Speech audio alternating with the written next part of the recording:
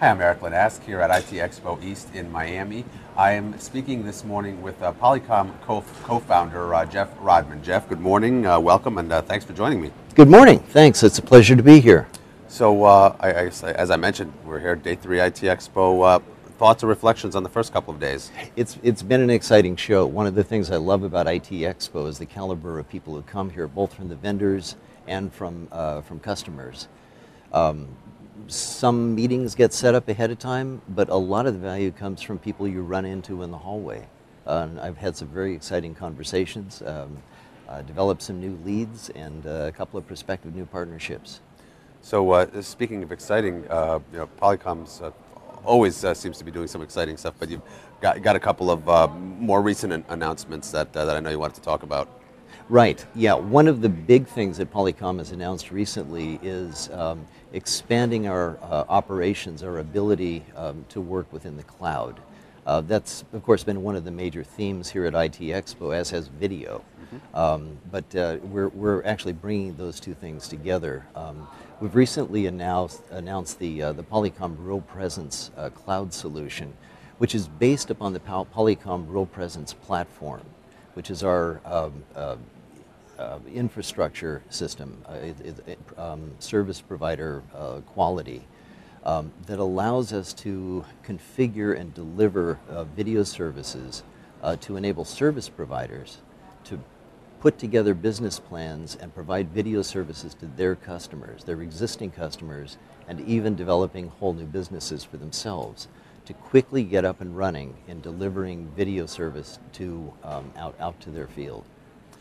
So how does the ability to deliver video services via the cloud change the business model around video? Well, one thing it does is because all of the capabilities can now be ensconced within the cloud, the service provider needs to make very slight investment. They can operate in partnership with other providers. They can either invest in the cloud directly, or they can access the services remotely.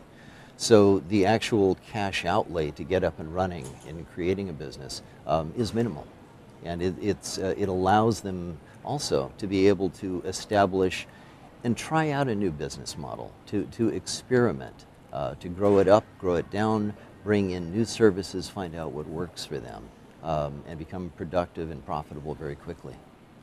So does moving to or adding a cloud model, does that make it even more important to find ways to allow different video conferencing platforms to interoperate? Interoperation is always critical, and that's one of the things that has always been really one of the core operating principles for Polycom is operating on open standards, high priority on interoperability with other systems. One other piece of that, of course, is that you want to maximize your ability to sort of leverage investments that you've already made. You don't want to have to throw things out in order to bring in new capabilities. Investment protection is a key, especially for companies that have already made significant investments. They need to be able to work with that as they're bringing in some of these new capabilities, as they're extending into unified communications, as they're extending into cloud-based operations, if they're beginning to work with, for example, Microsoft Link integration for their infrastructure, with which Polycom, Microsoft, as you know, has been a very strong partner for Polycom. We have, at this point, I think it's 40 different solutions that work tightly with Microsoft. But Microsoft is another interoperability point. We can operate with Microsoft with other standards-based systems at the same time. And that has extreme value, as you would expect, for enterprises. Has video become a necessary or almost a de facto part of unified communications by now? Oh yeah, video's become a gotta have for enterprises. You can't collaborate without it, particularly as enterprises are moving Partnerships are a bigger issue. You need to be able to talk with other companies and to interoperate on video with that. Enterprises are, of course, everybody's global now. And when you have different native languages, you're working in different time zones, you're working in different physical environments, you need to be able to see the people that you're talking with to really get the best communications with those people. How much is cloud going to drive new opportunities for Polycom in terms of extending your customer, your user base quickly? I think because of the fact that cloud really accelerates an enterprise or a service provider's ability to extend their video connectivity, that obviously is a good thing for Polycom and for those service providers. Polycom, it provides both endpoints across an entire range, from mobility platforms all the way up to the first immersive rooms that were ever shipped. Polycom also provides video capabilities, the entire platform that you need to make cloud-based operations possible. So everything from content management to virtualization management, so that you've got really a world scale scalability, which is one thing you need to have. At this point, actually, Polycom has the largest, by far, operation capability in video. We're 5 times the capacity of the next competitor, with the ability to run 25,000 simultaneous sessions, 75,000 registrations, and that's continuing to grow. But part of the reason that happens is that our basic architecture on which we're building this was structured from the very beginning in the anticipation that video was going to grow massively. So we didn't start with a 10 endpoint system and say, can we stretch it to 20? We started with something that says, we're building the telephone network of the future. How much has it gotten into the mobile space? It's growing very rapidly. I think Gartner estimates that it's in the next 3 years, it's going to grow by a factor of about 14 to 140 million chats occurring at the same time is what they're anticipating.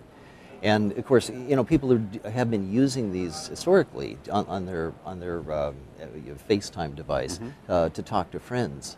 But as we know, once you know you can do something with your friends, you're going to use it for business. And the next thing, the business has to have it. And of course, once the business has it, businesses start to get a little nervous because they need security. They need reliability. They're bringing high-priced people. You're paying 10 experts to get together in a conference around the world. You need to know it's going to be up and running.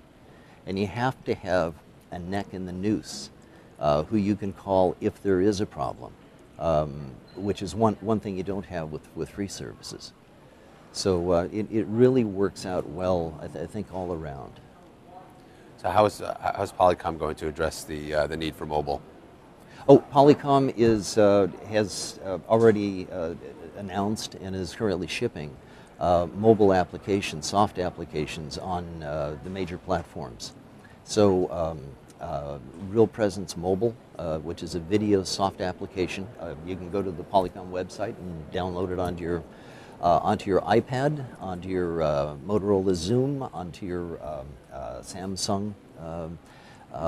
So we're on the major operating systems, and we're going to continue to extend that, because again, a major part of the need that enterprises have is not only that you're able to talk from brand A to brand B. It's not just a matter of who made the systems, but what are the environments that it works in. So you need to be able to have a productive session with multiple endpoints where somebody can be on an iPad, somebody can be in an immersive conference room, a full room system. Someone can be on traditional video conferencing and somebody else flips open their laptop, like I did this morning, and load up the Polycom soft, standards compatible endpoint, and they're up and running on a live video conference. Does the growth and the evolution of 4G have to continue in order for particularly the mobile side of video communications to continue to grow? I think that will certainly continue to help enable it. A lot of wireless video communications on the mobile pads happens within enterprises on the internal network, so that's obviously not a problem. The other thing that's happening, though, you've got a couple of advantages with a mobile endpoint. One is you have a smaller screen, Sure. so lower data rates will support that. Another is that the video codecs, the algorithms that are used for compression, are a whole lot more efficient than they used to be. So I did an analysis. I published a blog a little while ago that showed that business conferencing, the scale that we do, actually doesn't come anywhere near hitting the bandwidth caps that some of the common plans have. So what's next for Polycom? What can we expect? Well, we're continuing to extend our reach into the infrastructure, because to be able to tie together the world-class endpoints that we're also continuing to develop, you need to have a fully featured, fully capable, and extensible infrastructure that provides all the major features, that provides the content management, the virtualization, the resource management, the call control integration.